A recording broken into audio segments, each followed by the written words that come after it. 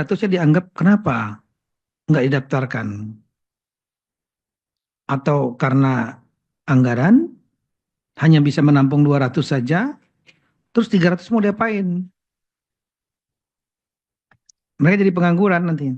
Atau memang sudah disalurkan mereka, misalnya untuk bekerja di tempat lain, dibiayai, dimodalin, saya nggak ngerti. Dan kemudian hanya 200 saja supaya nggak jadi beban APBD. Atau mungkin kepala daerah memang nggak memberikan perhatian karena nggak tahu. Yang bawaannya nggak ngasih tahu juga. Dan itu sering terjadi. Diskrepansi, miskomunikasi. Kepala daerah, ya mungkin pada waktu rapat saya sampaikan Ibu Menpan, mungkin Ibu rapatnya nggak hadir kepala daerah, Bu. Kepala daerahnya nggak tahu mungkin. Yang hadir mungkin bagian pegawaian saja, dan pegawaiannya eh, nggak lapor. Nggak lapor kepada kepala daerah, entah itu PJ atau kepala daerah definitif. Kepala daerah definitif mungkin atau PJ yang sibuk dengan program lain. Kepala daerah definitif mungkin lagi bertanding. Akhirnya nggak ngurusin ini. Nggak ngurusin masalah kepegawaian yang bisa menjadi bom waktu. Bom waktu buat kepala daerah, buat daerah, pemerintahan. Kalau kepala daerahnya ninggalin, diganti yang baru, memberikan beban yang baru. Dan juga menjadi beban kepada pemerintah pusat. Karena nanti mereka ngadunya ke pusat. Padahal pusat sudah membuat kebijakan untuk menampung. Nah,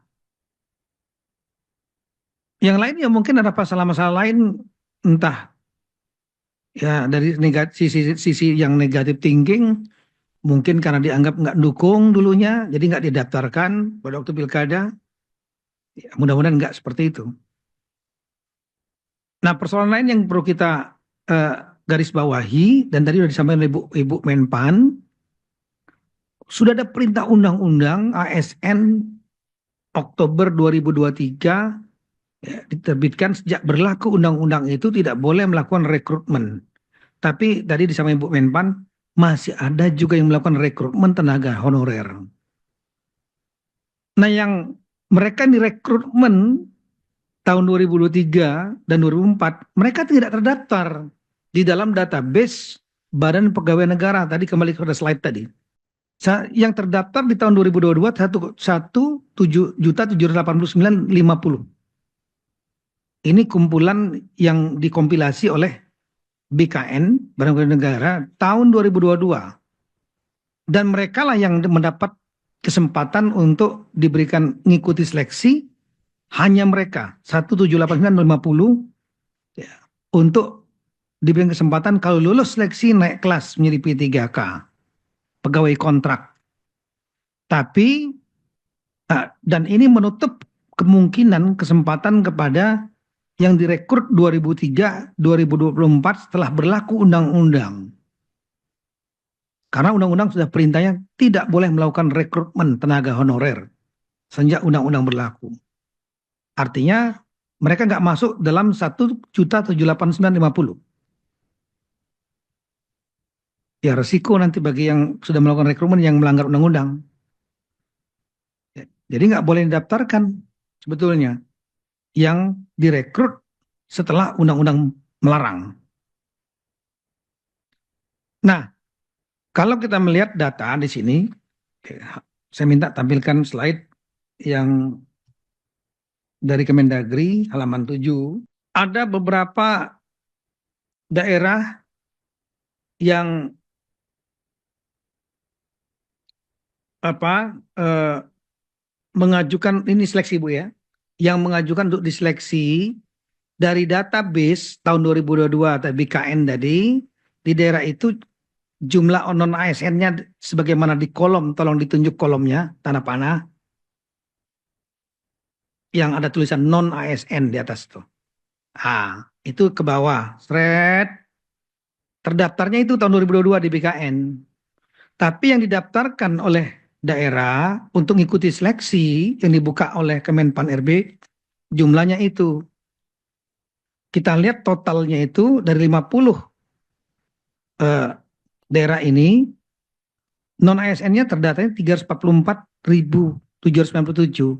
Tapi yang didaftarkan oleh daerahnya hanya 42.643. Yang 319.605 nggak didaftarkan.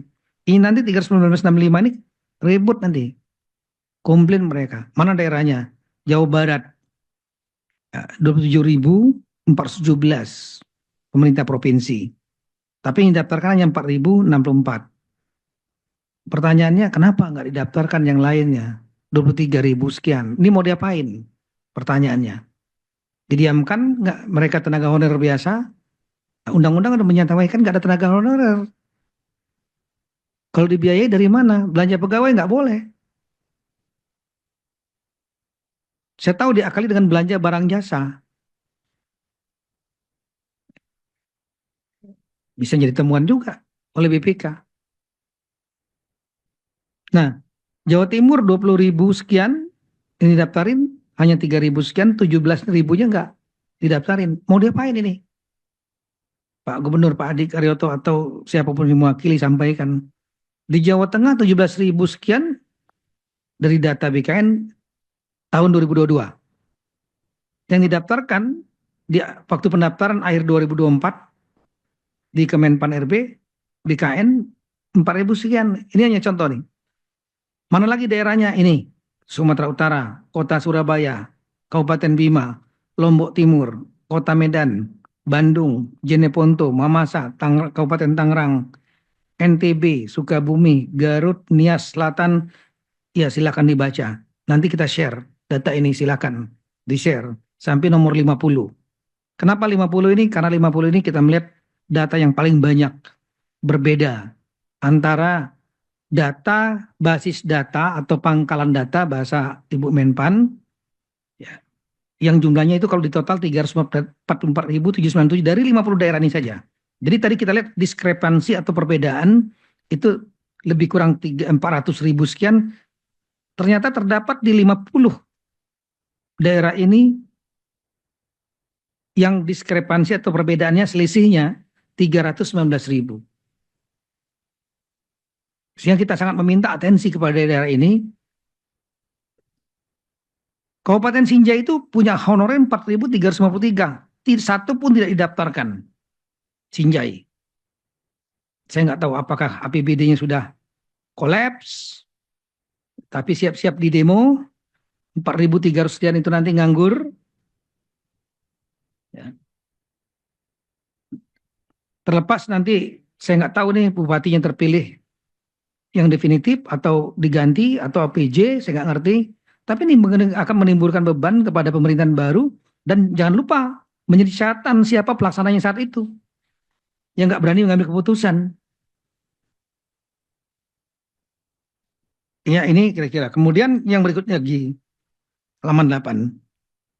Ada daerah yang tidak mengusulkan kebutuhan P3K. Ya, Provinsi Papua Barat, Ibu ada 1.715 honorernya. Sama sekali nggak didaftarkan, nggak ngabarin juga, nggak. Ini Pak Ali Baham nih PJ-nya nih.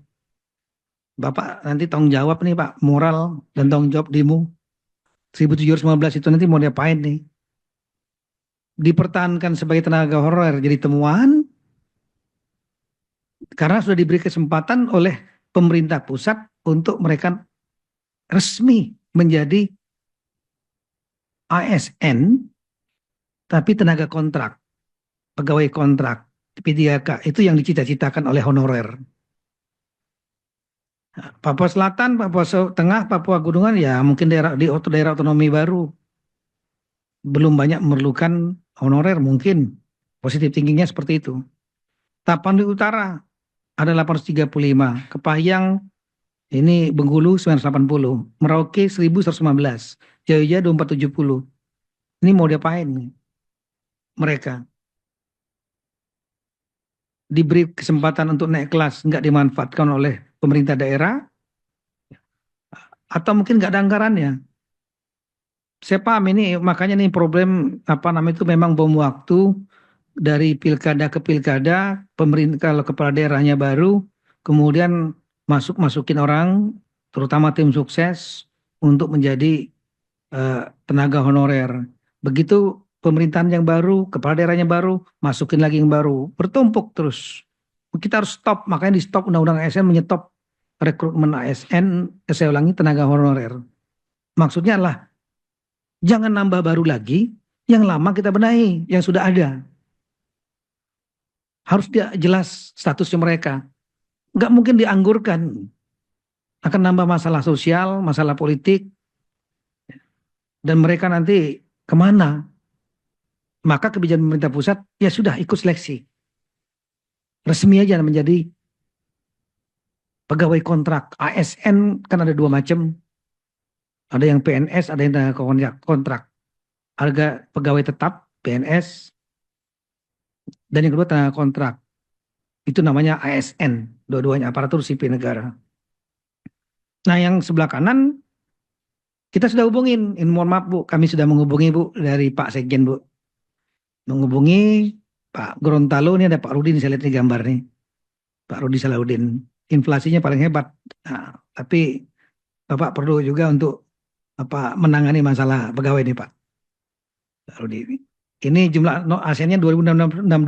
Tadinya sama kayak nggak didaftarkan, tapi setelah dikonfirmasi beliau akan mendaftarkan 2664 ini ikut seleksi.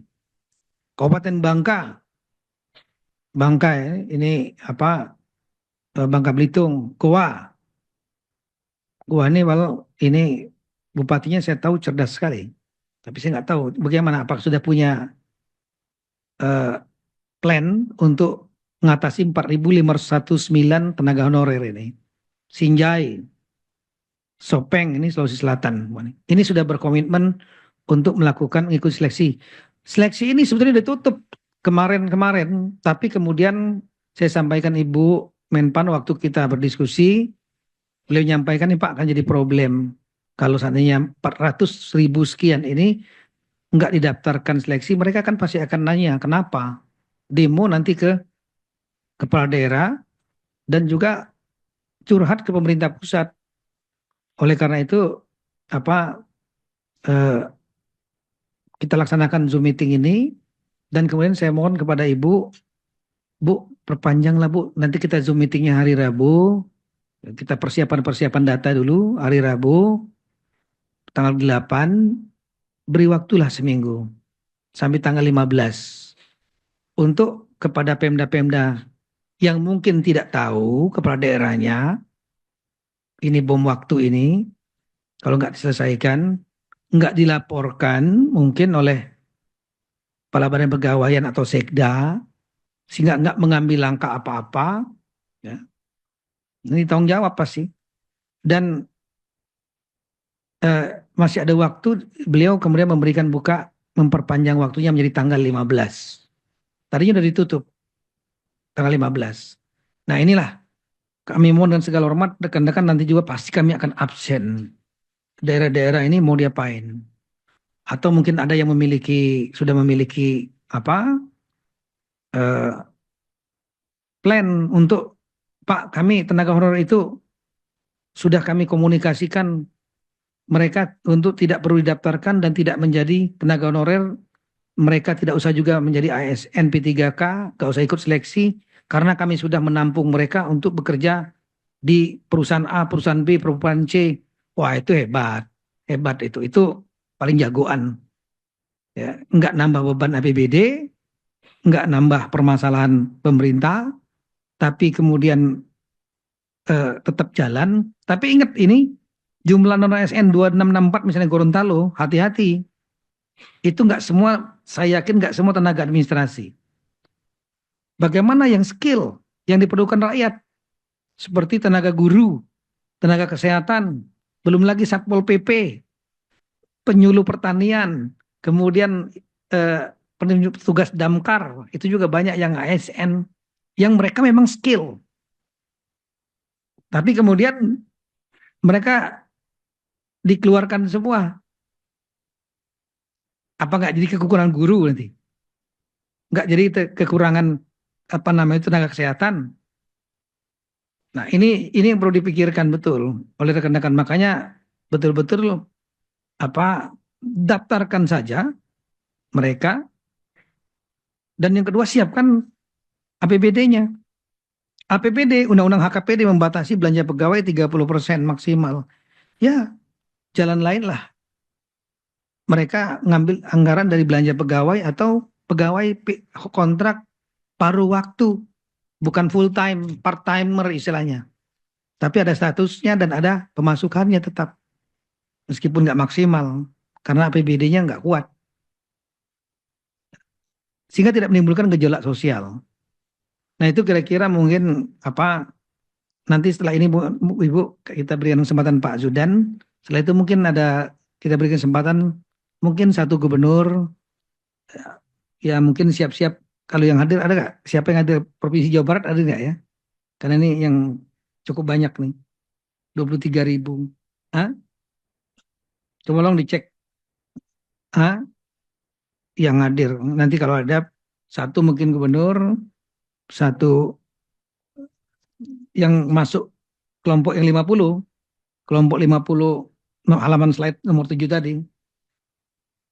Kemudian satu mungkin dari pemerintahan kabupaten, satu pemerintahan kota. Kenapa? Eh, apa jumlah yang daftarkan, terutama yang nol, misalnya Goa 45 atau 9, ini nggak ada yang daftarkan sama sekali dalam seleksi untuk menjadi pegawai ASN P3K. Kita pengen apa? Sudah ada solusi atau nggak tahu? Atau nggak ngeh gitu loh kan? Nanti siap-siap Goa atau Sinjai. Nanti saya tanya karena nol.